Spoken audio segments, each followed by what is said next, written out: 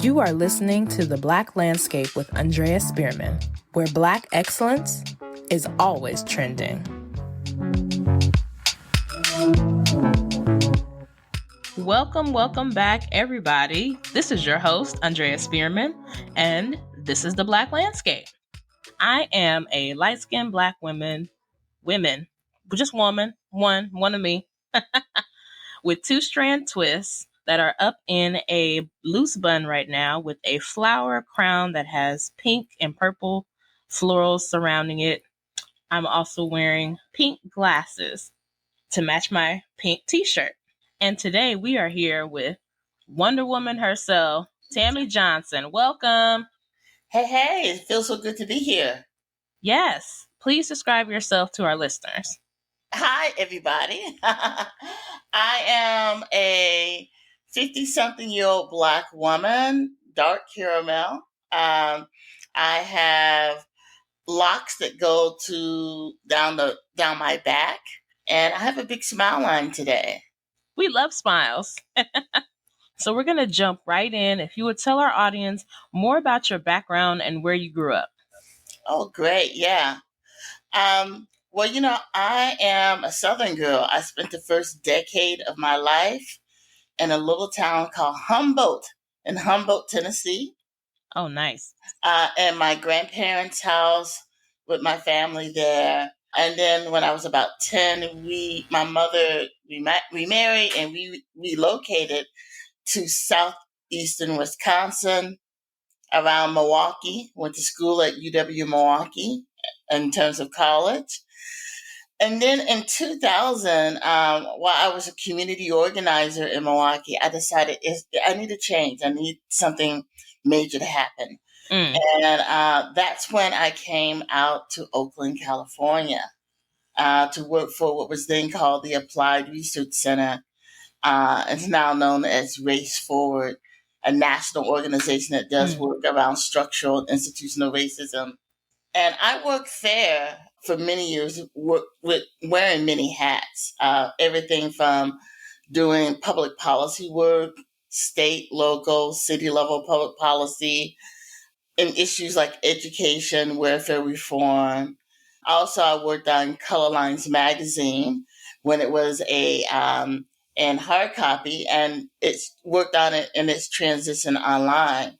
So I've done some media work as well. And then about a dozen years ago, I decided that I needed some different kind of space in my life. So I decided to become an independent consultant, mainly for the reason so that I can have more space for my art, which is belly dancing. I've been a belly dancer for 20 years. Particularly, I'm an Egyptian style belly dancer. And to really take that part of my life more seriously and up another notch. But I am also a intersectional equity consultant. Most people know that as DEI or JEDI. Goes by a lot of names. But mainly my work, I call it liberation work. How do we get free? How do we free ourselves from these systems of oppression so that we could not just do work together, but actually create the future we want together, create a community that we want to be in together. People focus on the work. And the question is, how does that work get us to the future that we want? Liberation isn't the work itself. Liberation is living free. Yes. And I'm about being free now, not in some future I may not experience. So yes. I do a lot of work with organizations, and my work has shifted over the years, where the people I work with is a mix of people who are involved in racial and social justice, but also artists and arts groups. Because, as Nina Simone told us, this is the work of artists to do the art to speak to the times that you're in. So I also work with arts and arts groups. And here lately, I've been incorporating a lot more work around somatics, getting our bodies into the work and not just the strategy of our heads. So that's a bit about me in a little bit amount of time. This is fantastic. Yes. I was going to say that, I was first introduced to you through your dance artistry, like specifically belly dance. You know, as you said, I saw you at this day of dance over at the Beat in Berkeley, and I was like, okay, wait a minute. This is somebody who looks like me, you know, plus size black woman in this specific style, and I've never seen that before. Mm. Like, what made you pursue this specific style of dance? Wow, that's a really good question. I had a similar experience in that it took someone looking like me to say, "Oh, that's for me." Mm. And that was a good friend of mine whose name is Shapu, who was dancing in a troupe back then that was led by a black woman who was who was a belly dancer and created a whole troupe of black dancers. Imadi did, and so I used to go to her shows to help her in her costumes because anything about belly dance costumes. Oftentimes you can't get in them and out of them by yourself because you're either sewed or pinned in, and there's lots of attachments. It's a whole trip within itself. And the troop was like, "Hey, if you're gonna be hanging around, you're gonna have to join." So I got into belly dance that way. I've always danced socially. I Mm. was one of the kids dancing in my kitchen in the afternoon when Soul Train was on back in the day. You know, um, Soul Soul Train. Train. Always the Soul Train line. I was up in the clubs in my 20s and 30s and 40s. Milwaukee is 2 hours north of Chicago. So, Mm. I didn't know it then, but I had the honor of like house dancing back in the day with Frankie Knuckles, you Oh know? wow. Hmm. So, dance has always been something that I've loved that's always freed me, and belly dance continue. And in fact, I always tell people belly dance in some ways saved my life because it Mm. got me out of my head and back into my body. And especially as I learned more about the culture and the people where the dance comes from, and Hmm. have been fortunate enough to travel to Egypt a few times to really immerse myself. It just continues to enrich my life in so many ways. Absolutely. Oh man, the culture is so beautiful, and you know, it's part of our history. Absolutely. Absolutely. People try to take Egypt out of Africa. And if you ask Egyptians about being Middle Eastern, they say, "Middle of what East?" Right. Who's east? Where? What East? I know what continent I'm on. And, you look around and the Nubians are still there. Hmm. And the Sudanese still there. And they were the first pharaoh dynasty of Egypt. And so those are our people too. And when I've traveled there, they have taken me in as family. I actually have a community back in Cairo that I belong to. Hmm. And the first time I went there was during the murder of Michael Brown, and I felt like Baldwin escaping the U.S. to get some relief.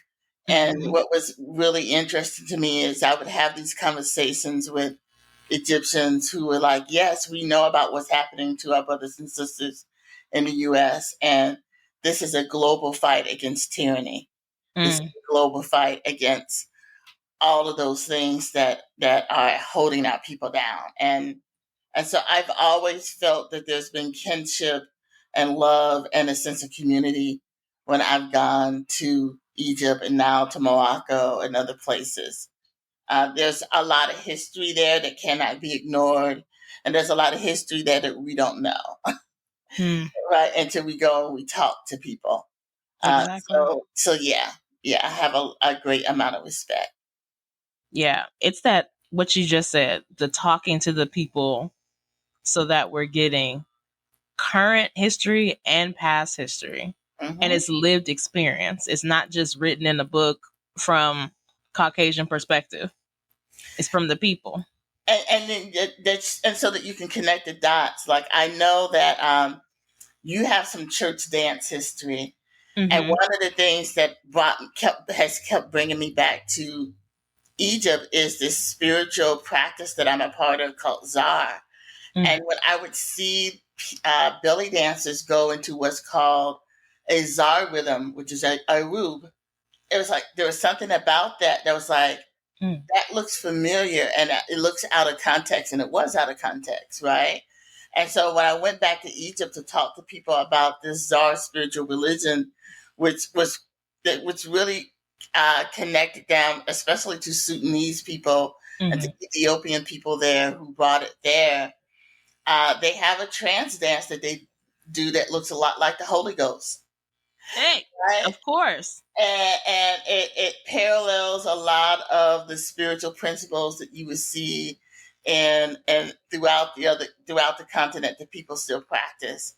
And so, like, I say that to say that we're connected if you look for it, if you talk to the people Mm. who the history it comes from, getting that full understanding. I didn't get it from belly dancers here. I had to go to the Mm. continent and participate and actually see and talk to the people to really fully understand that connection, because it's not widely shared or understood or written about here. Um, and so there's just a connection that is important to me. Yes, absolutely.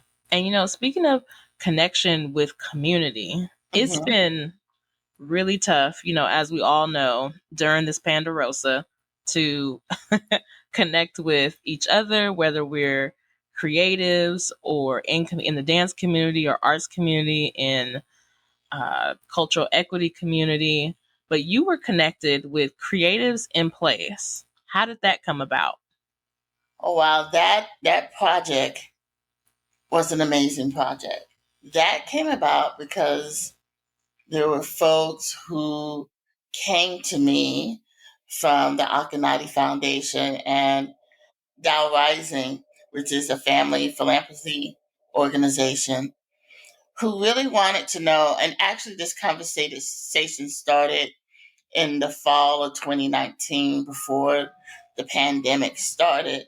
Mm. How are artists in the Bay Area surviving gentrification, surviving economic downturn, surviving housing shortages, surviving all, Mm-hmm. how are they doing it? What is it that they need?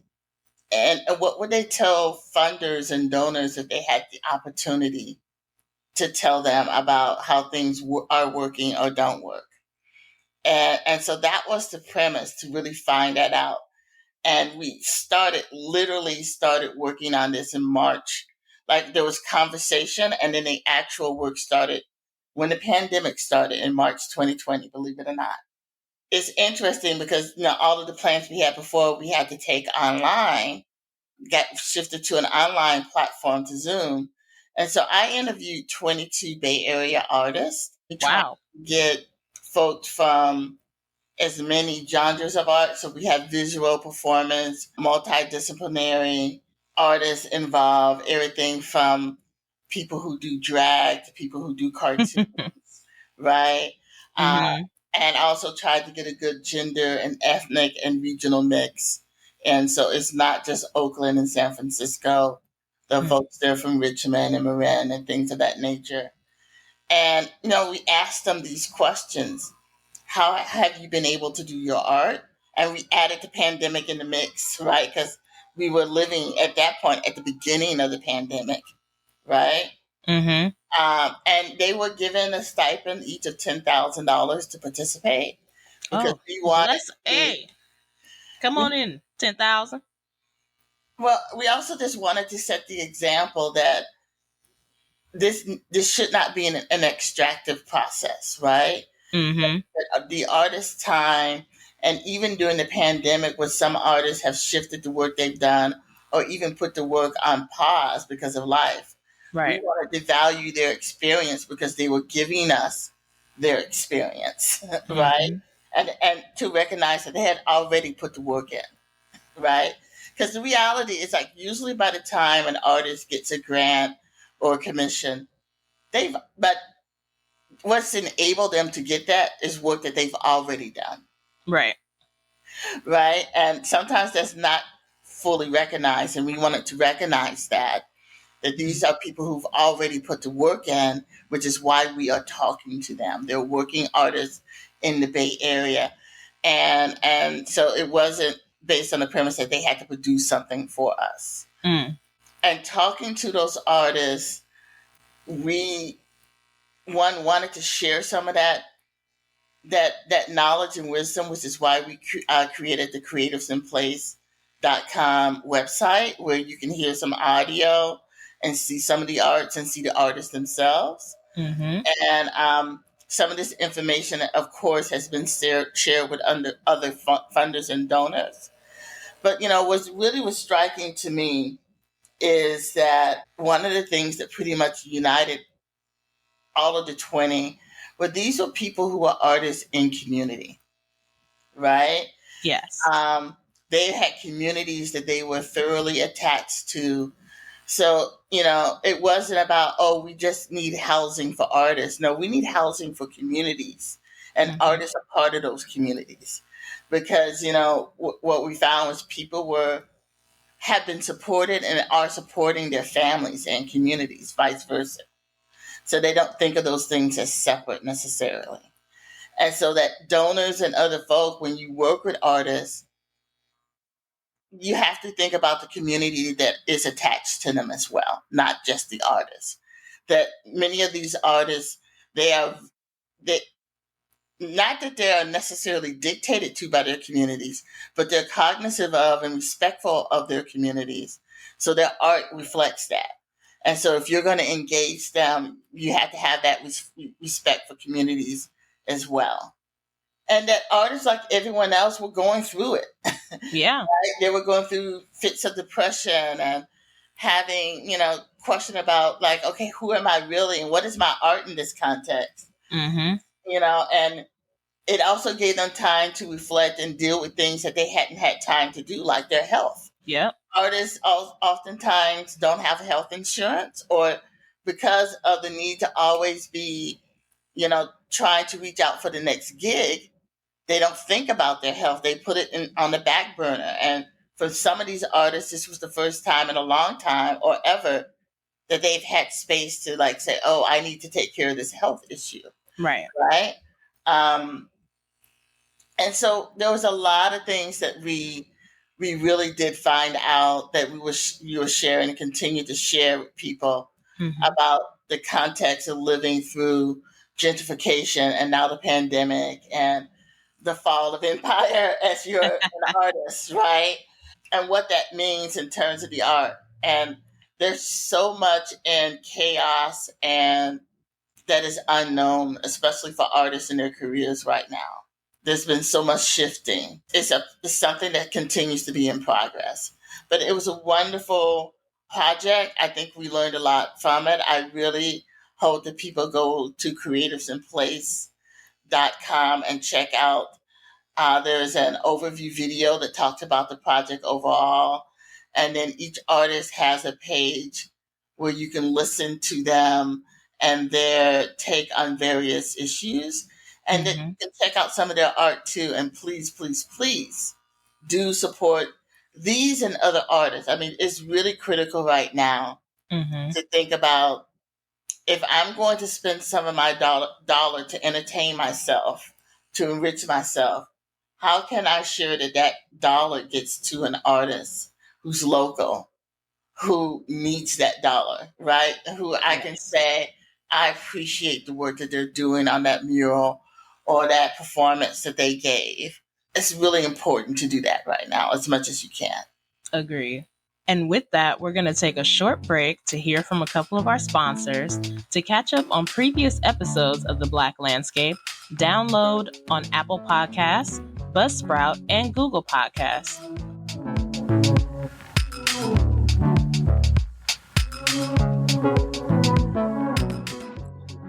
The Black Landscape has some exciting updates coming, and we need your help to make it happen.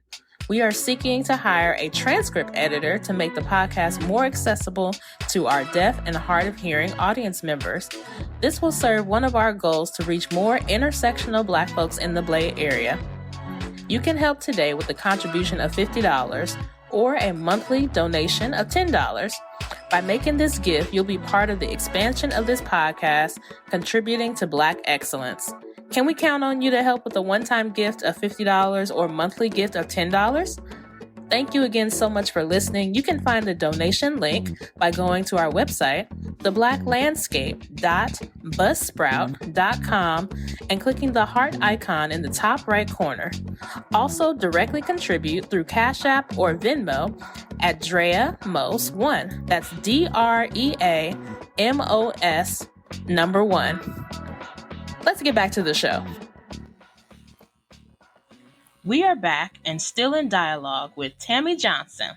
Let's talk about community and equity. So earlier you were saying that you've been an advocate and consultant for equity, not just in the arts, but specifically DEI work, right? Mm-hmm. Yes, that's some of it. What does that daily work look like? Oh my goodness. It differs. It really does. It can be, for instance, it can be a one-on-one coaching that I do with leaders, and not just leaders, but people involved in movement work and in the arts. And these days I do somatic coaching as well.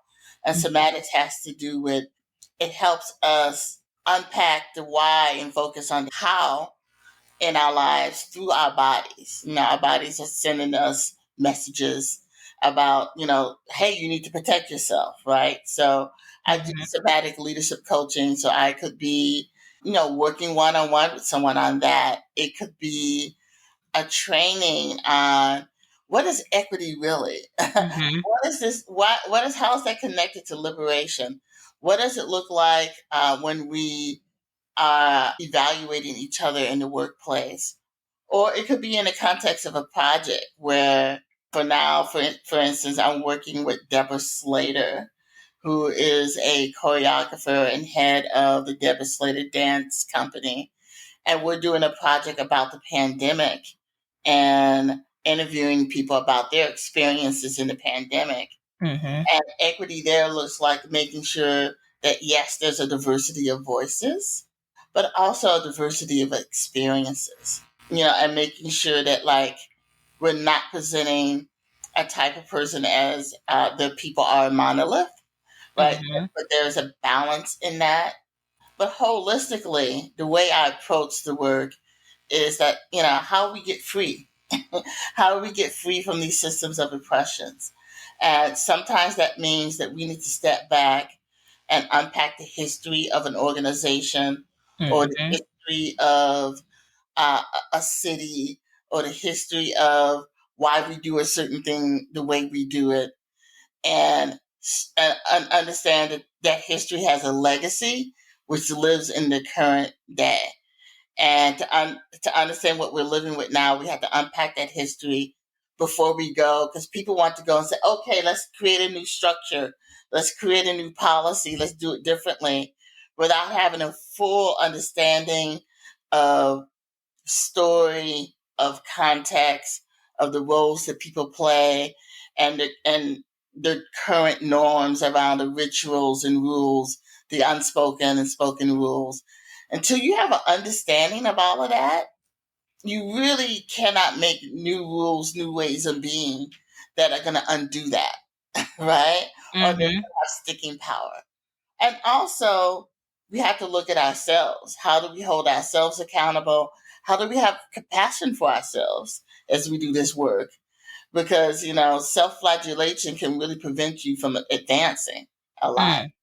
So really helping people to work through those processes as a means of creating something new, as a means of creating a new vision for what you want to do that doesn't carry the baggage and the legacy of inequity that we have from history. So it's a process. Yeah, that's a bit of what my work looks like. And whether my work is the work of organizational development or a project or even dance and belly dance, my kind of mantra around that is ground, release, and move. Ooh. How are you grounded? How are you centered? What are you centered in? What's the value and the vision that's centering you? Yes. What do you need to release? What do you need to let go of? And how do you begin to unpack that? Right? Mm-hmm. And then how do you have some agency and move? Not be stuck in one place. You could be Yes. grounded and rooted and still have a lot of movement. The trees show us that, right? Trees Yes. move all the time. They're very rooted, right? Because they know their purpose. And they release their seeds in the air all the time, right?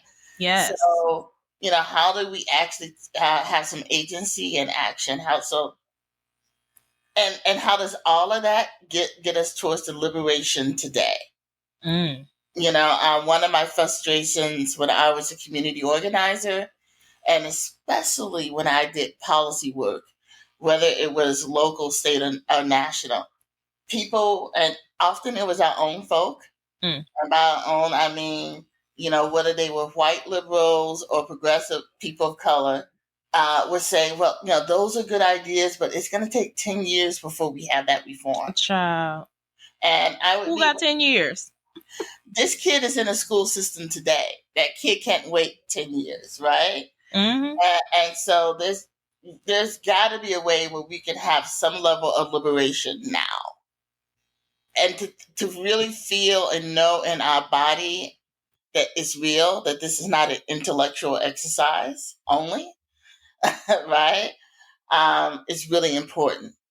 So, how do we get grounded? How do we release what doesn't serve us anymore and have some compassion for ourselves?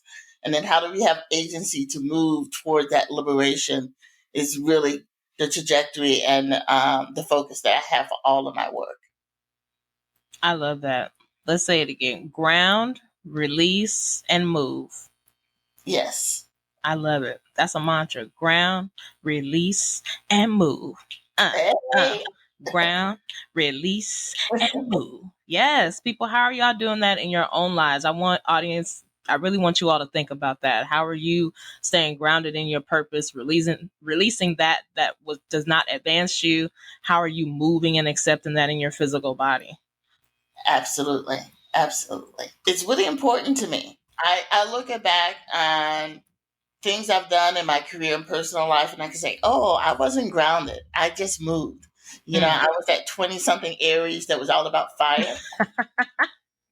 And it's like, let's get it done. And I would get it done, but maybe not the most grounded way. Mm-hmm. And, how do I have some compassion for that 20-year-old Tammy and release the criticism Yes. and all the things that like make me wake up in the morning grinding my teeth, because that's not going to serve me, right? Mm-hmm. That is something that it's just been really, and especially in this last year, it's been very important to me. And I poured it into my work. And there are all kinds of questions you can ask based on those three things, and a lot that you can do based on those three things. Yes. So Tammy, what's next for you? Wow, what's next for me? Well, talking about movement, I'm asking people to move with me. And what I mean by that is particularly the work I'm doing around somatic coaching, particularly for people of color and especially for Black women. I'm doing more coaching and also creating a somatic sequence for particularly Black women Mm. that I'm going to put out in the world in the next 6 to 9 months. Also starting to teach a beginner belly dance class on Thursday Yay. night, starting in October. So really asking, and those classes are going to be beginner Egyptian style, but there's going to be some somatic work too, and helping us do this ground release move, not only in terms of the dance itself, but in terms of like our lives. So there's going to be Yes. some overlay in that. I'm to continue to work with Deborah Slater on this project that we're calling In the Presence of Absence, which is Ooh. about how people survived the pandemics, particularly looking at the first 2 years of the pandemics, where there will be some dance performances and some other artistic expressions of these interviews that we've been having with people about their lives in the pandemic. Mm-hmm. And, I just want to also say I'm keeping the door open for people to partner and work with me on other projects that I'm really, especially around the arts and community, because I think that's really key. We're in a time where there's so much pressure politically, and there's a lot of things that feel like they're at stake right now. And I think you can get to a point where you lose your objectivity, you lose your ability to dream. And what I'm seeing is a lack of imagination, especially when it comes to solutions and political solutions, Mm.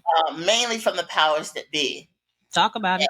And I really want to be a part of a movement or a group of people who are keeping alive the spark of creativity and the vision of the world we want, and to really believe that that's possible. And I think that has to be done through the arts in community. So I'm totally down for doing that with groups and having been part of projects, because a lack of imagination will leave us stuck and will put us in a default position to the compromise around reform. Supposedly there's a new political party forming that's about the middle of the Democrats and the middle of the Republicans, which is really right? Because the middle has been pulled right for the last 2 or 3 decades, right? So the middle is in the middle. And it's like, no, that's already compromised. I've been in those situations and in those coalition meetings, and I know that many of those meetings start from a compromise, lowest common denominator, what is politically feasible. And for our communities, that's a non-starter conversation. Mm-hmm. Liberation today. So as far as, what I'm willing to work on, I'm willing to work with groups who are about pushing demands around what we actually really need and want and desire for ourselves and our community, and not these compromised positions. So, yeah. So people, if you want to work with me on something like that, you can find me at my website at tjuniverse.com, or I'm on IG at tammy.johnson.510. Yes, ma'am. Well, thank you so much. It's been so wonderful chatting with you. This has been great. Thank you. What a wonderful program. Thank you. Thank you. And thank you, all of you who are listening and supporting this season. This has been another episode of The Black Landscape, where Black excellence is always trending.